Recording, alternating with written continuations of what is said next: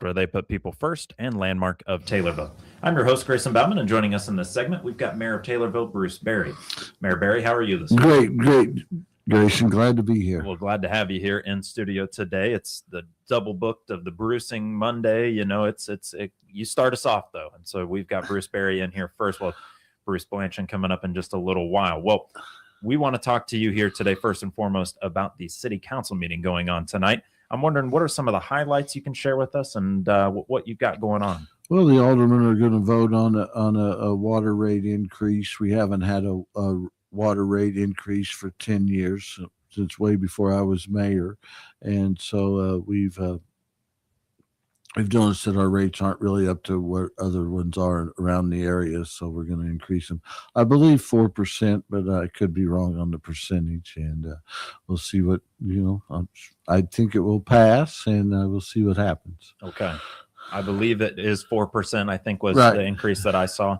So an average bill is going to go up a little bit, but it's something more comparable to other municipalities, you're saying. Exactly. And still, water's the cheapest utility that we have. I know our engineers said you're paying about a penny a gallon for water. So if you use 4,000 gallons of water in a month, you're paying $40. So, and you can go buy bottled water for, up to $1, $2 for a 16 or 32 ounce bottle. So you're getting a pretty good deal with paying a penny a gallon for water. I was going to say, it's not the water bill generally that hurts as much as some of the other bills that tend to come through. Exactly. But expecting a 4% increase to likely pass here this evening. One other thing that stood out to me was a resignation of an alderman that'll be coming up here this evening. You wanted to touch on it, but in a different light. And I'm wondering what you can say. We had an alderman resign there at the end of the last meeting. I didn't know it was coming. I don't know if any of the other aldermen knew it was coming, but Alderman Skoltedi announced his resignation, and I think by ordinance or by law, you have to turn it in written form, and so he turned that in, and we'll accept that tonight as a council, and looking forward to appointing somebody to alderman in Ward 2. I've had a couple people inquire about it, and anybody out there that would consider being an alderman in Ward 2, you have to live in Ward 2, and I think you have to have lived there at least a year to be considered, but give my office a call, and we'll get you up, and we'll set up interviews, and hopefully we can name an alderman. I told a couple people that inquired about it that I wasn't going to do anything over the holidays. So once we get the names in the hat, we'll interview a few of them and go from there. And hopefully we'll have an alderman either by the January 19th meeting or the February, whatever the first Monday in February is. That February 2nd, I believe. So you would know better. First or second. So we'll see what we got. Okay. So you would certainly know better than I when it comes to that. And I'm wondering, can you kind of explain that process? Because the way you made it sound there is people will almost apply for it, and then you'll have like almost a job interview type of deal, and then we'll pick the best candidate. Is that right? I will. It's up to the mayor to appoint somebody, and then the council, of course, has to approve it. But I think whoever I would appoint, that they would approve, or at least I hope they would, and we'll go from there. So hopefully we'll have an alderman, and their term would run until the end of next year. It would be next May 1st of 2027. So it's about a year and 2 months, 3 months period that they would be aldermen, and then their term would up, and they'd be able to run again on their own. So okay. So they can either do it for a year and 3 months and not run, or decide to run, and so I look forward to getting a good candidate. I can imagine. A question for you here would be: have you had this process happen before? We have not had an alderman resign. Well, we did have one resign about 3 months before his term had ended. That was Alderman Jones. Well, and then we had Larry Budd resign a few years ago too. So yes, 5, 6 years ago, when Alderman Jones resigned to move to Missouri, he resigned like the end of January, and his term was up in April.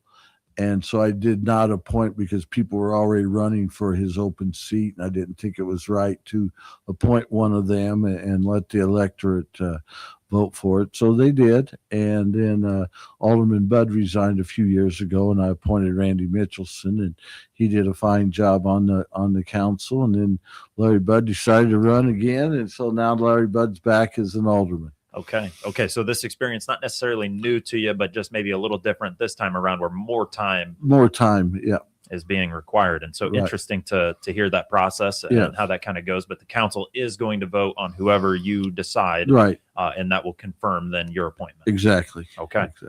Just making sure that I'm on the same page with you. So expect a 4% water rate increase. I Likely believe that's what it is. Yes. And then also expect to hear more news in the coming weeks about a new Ward 2 alderman. Have to live in Ward 2, have to do so for at least a year. You're right. But this process is going to be a little bit different, and that seat will be filled until May 1st of 2027, which is Correct. weird. A year and 3 months away or so. I mean, we just started 2026, so I can Right. hardly even think about Right. 2027. But that's a look at City Council here this evening. Anything else when it comes to City Council that stood out to you, or is it just Not really? Sort of. We didn't have many committee meetings. We had one committee meeting with the water department and things like that. But the big news around Taylorville is we've started work on West Main Cross. Most people see that the roads will be closed here and there, and different aspects. We've cut a few trees down, and in order to put the new water lines in, to put the new sidewalks in. So, like I said, if you have any questions, why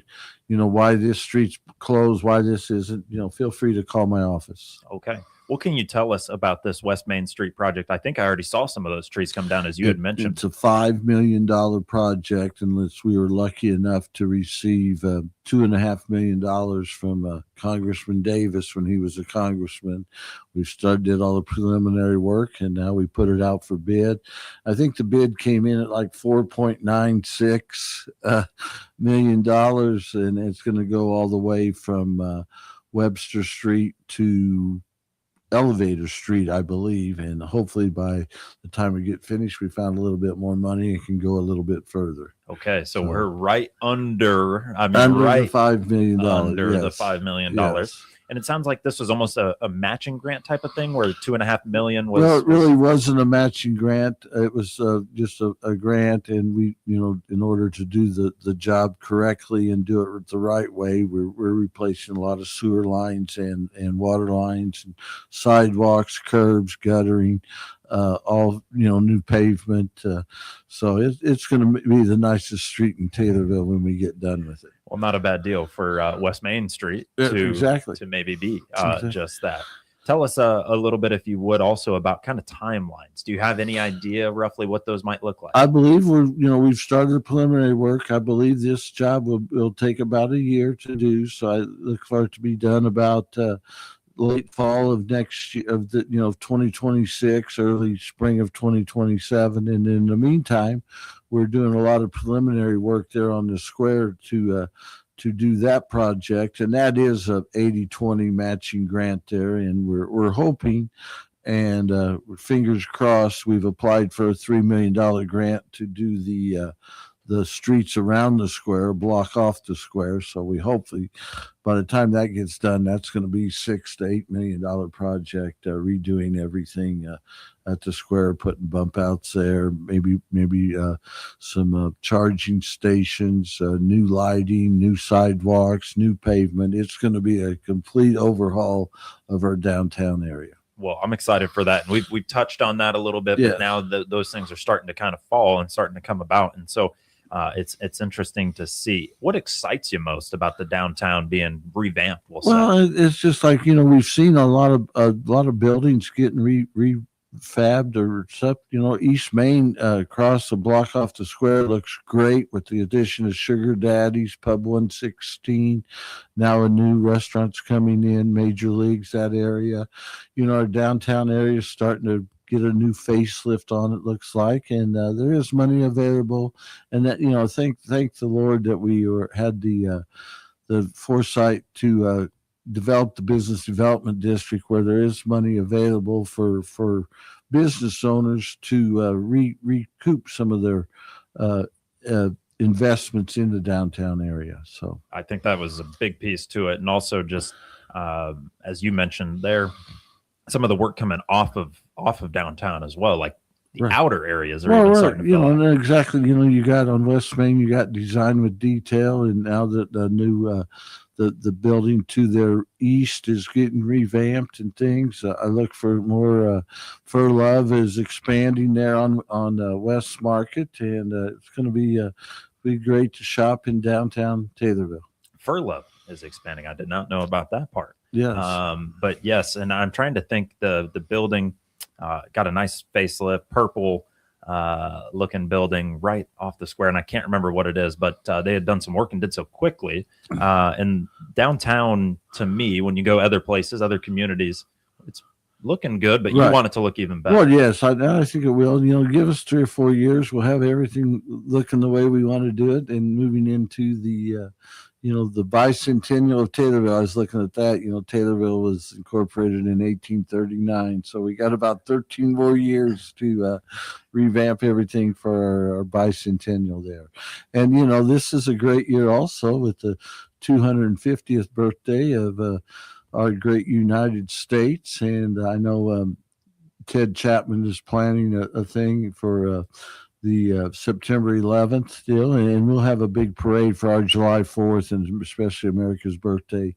And of course, my picnic will be centermost there on the courthouse square. So this year, we talking like foot long, Oh, Franks, foot long! or, Oh, yeah, chili dogs and everything. We'll see. Whatever you want, Grayson. I'll make sure I'll feed you well. Well, you got to go big or go home for 250. That's right. That's right. And so it is an exciting year. And I think with the work being done to West Main, and then you start looking at downtown, and just when it gets revitalized, that really breathes a lot of new life into a town. And so I really look forward to that. And I've got to say, compared to other communities and rebounding from COVID, Yeah. some haven't done as well. And Taylorville seemingly has we, done a we good have job. really did well, and we've been actually lucky enough to apply for some grant money and get some grant money, because like I said, it takes money. Who could believe it's a $5 million project? You're going to do about 10 blocks of your West Main Street. And I have been in talks with Mary Miller or Congressman Miller about maybe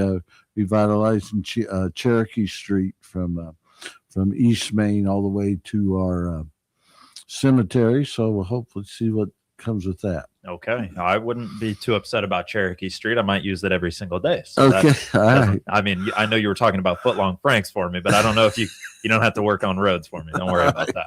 But Mayor Berry, let's take ourselves a break. Thank you for joining us here in this first segment. We'll come back around with Taylorville Mayor Bruce Berry when we return. We talked about the city council meeting coming up, a Ward 2 alderman position opening up, and then working on West Main Street and then the downtown project as well. We'll come right back. You're listening to WTIM, your information station.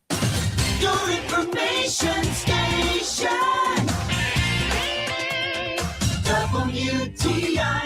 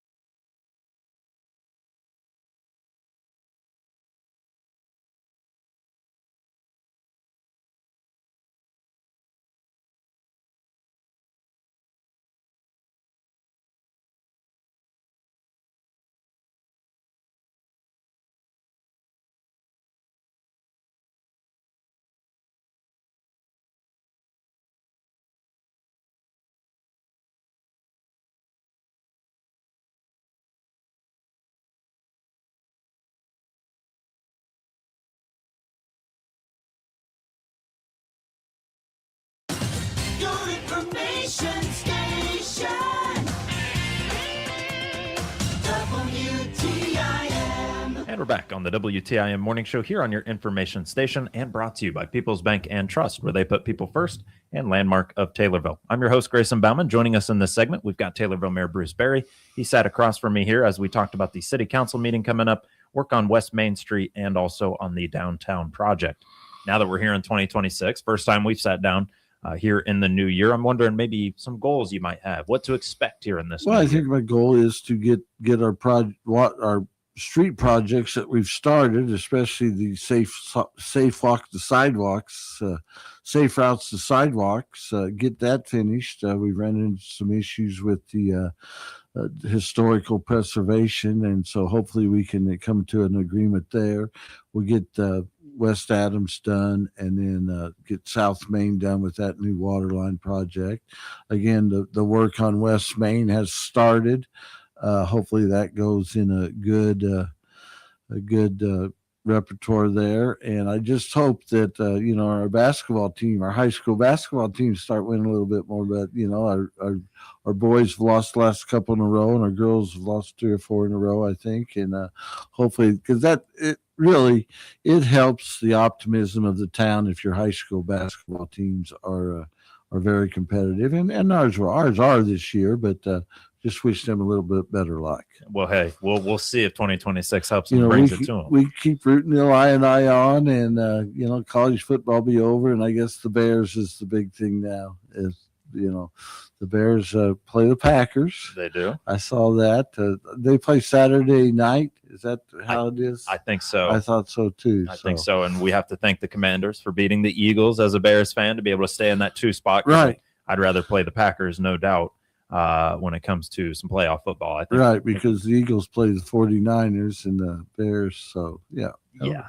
Do we really want to rematch with the 49ers? I don't know. I don't know. If Seattle seems to be the team to play, the team to beat right now, though, the way they looked the other day against Seattle. I would have to agree with you. Yeah. So we'll see what 2026 brings. Hopefully, as Bears fans, it brings something pretty nice coming our way. But in terms of, you mentioned that historical preservation office and taking care of that. Do we know anything more about what they want? We have not. I'll try to find out something on Wednesday. We're meeting with our engineers again and find out where that is, and hopefully we can move forward with that. Hopefully, because I know that's just you talked about hurdles, you talked about and those things when they start coming up and popping up, that slows the progress you want to see. That's the most talked about subject when I go out in the public. Either the Memorial School parents or the St. Mary's School parents are really concerned about those roads around there, and I don't blame them. It's great, and so we'll see what happens. Well, we'll see what happens. And Happy New Year's to you, Mayor Berry. Thanks for joining us. Happy New Year to you, and Happy New Year to everyone out there. And like I said, if there's any concerns, please feel free to call my office. Well, you are about everywhere within the community. I can vouch for you. So if you can't reach him by phone, he's probably somewhere out and about. Well, Mayor Berry, thanks again. You're listening to WTIM, your information station.